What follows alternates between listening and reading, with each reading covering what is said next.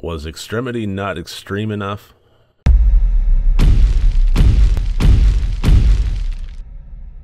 Hello and welcome to RotD Review of the Day, and today I am looking at the 2018 movie Extremity. Now, I had just watched, if you've seen my last 3 reviews, honestly 4, or I've seen some dogs lately, and I was really, Cynthia, Dead Time Stories, that one was my own fault. But regardless, I was really in the mood to watch something. I needed to watch a good horror movie, and that's always kind of the tricky thing, isn't it? I mean, that's probably one of the reasons you watch this channel, is to get a sense of what might be good, what might be bad ahead of time. I don't really get that luxury. The best I have is Rotten Tomato and IMDb aggregate scores and so forth, but those aren't always accurate, and this may not be always accurate for you. Your opinion may not align with mine. Regardless, I needed to watch something good. I needed a palate cleanser, something fierce. And I saw Extremity, I saw a good aggregate score, and decided to give it a whirl, and I wound up getting a top side of average movie. I got a good movie. I didn't get a great movie, so I'm still looking. Ultimately, I thought it was thoroughly enjoyable. But it started out with such a strong promise, and I feel like it failed to keep that promise as it continued going on. So to get into why, to dig into more, let's get into the categories. As always, 4 different categories, each one worth up to 25 points for a total possible score of 100 points. And I'm not going to be able to get too far into the plot line without getting into spoiler territory, but there is a lot that I want to discuss with that. As far as me describing how it didn't keep the promise that the first portion of the movie made, I'm not going to be able to get into a whole lot of that. So I am going to have a deep dive discussion on this movie, if for no other reason than to be able to get into my disappointment with this movie just a little bit more, and how I feel like it could have done a lot better, how it could have kept that promise. But regardless, the plot I gave a 15 out of 25. It was well crafted. It was fairly tight. It just fell apart, and you're probably going to see that in a few of these categories, how things just kind of, it was tightly woven, but then unraveled. So that's ultimately how I feel about the entire movie. 15 out of 25, but ultimately the plot follows. You may have seen extreme haunted houses or extreme haunted experiences. These go above and beyond the actors jumping out of dark corners and the rules in play where they can't touch you, you can't touch them, or they can touch you, but it's usually just a light, friendly, and this isn't like that. This, these actually exist. You can pay really good money to be a part of these extreme haunted experiences where you are physically brought to a very uncomfortable place, very painful place, sleep deprivation, extreme cold, some level of I guess mild torture, and it's designed to be that next step in the evolution of trying to elicit fear and scares for people that are seeking those out. And I'm not gonna lie, definitely not my cup of tea. I prefer the roller coaster. I prefer the thrill with the safety. I'm not a skydiver. I'm a roller coaster rider. So, the main character of, played by Dana Christina, was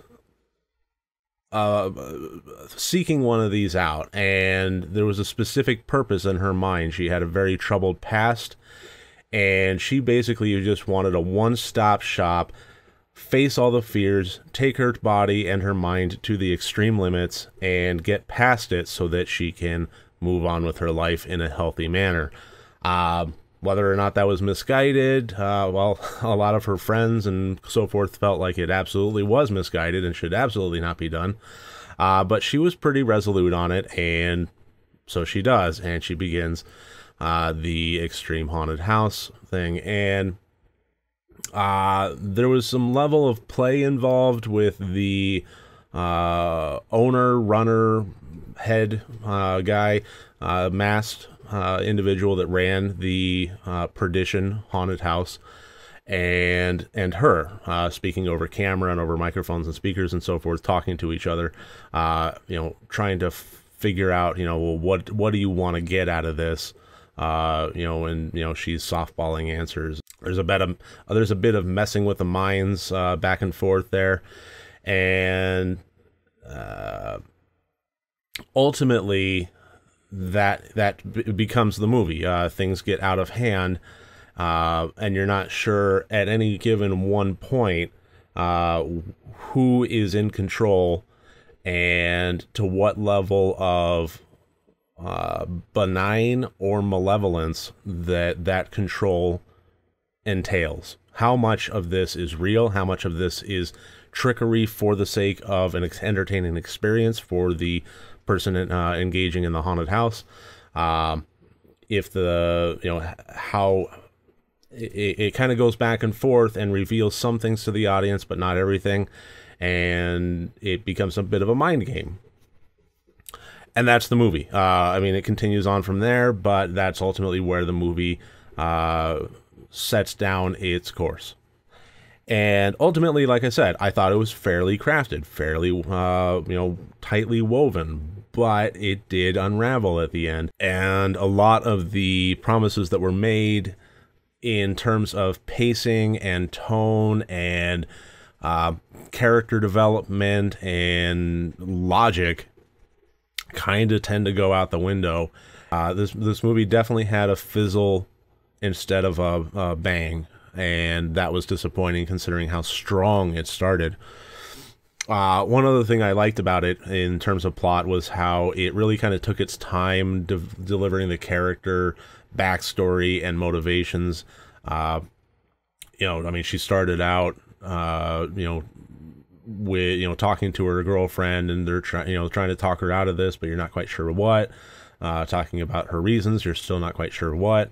When she is, like I said, over the PA system and so forth, what are you trying to get out of this? She's giving half truths. You're really not sure exactly what's going on, where everybody's coming from, and it delivers that in a very methodical way. And I liked that. I genuinely like that. So plot, 15 out of 25. The intent, I gave it 13 out of 25, and it has a lot to do with that unraveling. I think that ultimately this wanted to be a very powerful, the allegories between this and Alice in Wonderland falling, down the rabbit hole, that kind of thing, was very not subtle. Even to the point of showing a pill bottle for her with eat me written on the label. But they wanted to have that kind of down the rabbit hole feel, that extreme experience for the main character and for the audience, and have that thrill ride of the back and forth, who's in charge, who's actually in control kind of gameplay. And the scares and the intensity were all right, but this is absolutely the last type of movie that should end with a fizzle. Or should wind up in that place. It should absolutely wind up with an explosion at the end. And I don't necessarily mean an actual explosion, although that would be interesting. I just mean in terms of scares, in terms of reveals, as far as like who's in charge, who's in control, who's, is it the person running the place, or is it the, who's running the asylum, the doctors or the inmates kind of thing. And the reveal for that should have absolutely been an explosion.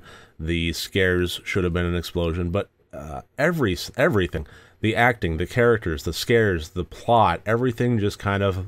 And it was just ultimately very disappointing in that regard. So whatever intentions it had, I thought it delivered very well at the beginning, and definitely not so much at the end where it was most critical. So I would just put this in an average score of 13 out of 25. The acting, I'm going to say there were some really, really great performances here by Dana Christina, the main character especially. The supporting cast was fairly decent. The performance of the guy that ran the place, it's not really a terrible big spoiler, but the masked individual does eventually take off the mask and reveal his character. And I'm not going to say when, I'm not going to say how, I'm not going to say anything about it. But the only thing I will say is when he had the mask on, and you had the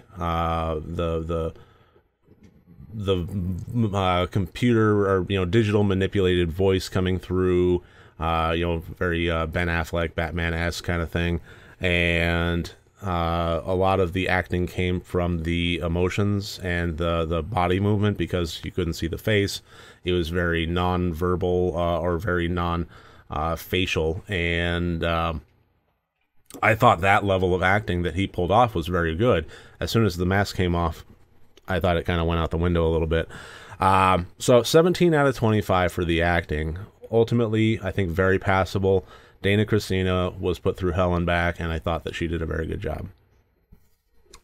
And a notable performance, I think especially, usually I let supporting cast just kind of get by with a general, but I really wanted to actually make a note of Jay LaRose did an amazing job in the performance that he pulled off as a as an employee of the haunted house that comes from a military background and has history of advanced interrogation techniques, torture basically, and applies that in a soft-boiled kind of fashion for the guests there. I actually really liked a lot of the gravitas that he pulled onto the screen, and when he wasn't in the whole lot, but what he was, he dominated the scenes, and him going toe-to-toe with Dana Christina, I thought was electric. The technical, I gave 14 out of 25. I really have no complaints about this. Specifically, it was serviceable, it was passable. Anything that was fake, you could obviously say that, well, it was a haunted house, it was supposed to be fake, it was a fake out for the clients, so it would have to be a fake out for the audience. So, I mean, everything in there was actually pretty decent, but just nothing really massively widening my eyes or thrilling me on any kind of camera manipulation or any technical aspect, the plot reveals, anything like that. So I gave it, a high side of average, 14 out of 25. I thought it was all right. So that gives us a total score of 59 out of 100 points. And the real problem for me on this, and I will be getting into this in the deep dive, but just generally, if I had to sum everything up, I would say this got nearly 60 out of 100 points. But if it had ended with the promise that it had made with the setup and with the first act, maybe first two acts, then I would say this would easily have gotten 80 or over. It was just disappointing in how it wound up delivering everything and deciding to wrap things up. I liked where it wound up on the main character's level, but everything else around it, not so much. And I really think that there were ways that they could have ended with an explosion, had the character end at the same level, and pull off that 80 plus points. I'm going to get into how in the deep dive. But that's ultimately where I landed with this one. I would recommend it to people. I did think it was worth watching. It wasn't so disappointing that it infuriated me. It was just a little bit of a, That should about do it for Extremity. I thank you for joining me today. And remember, next time you want to watch a horror movie, first make sure that it's good and rotted.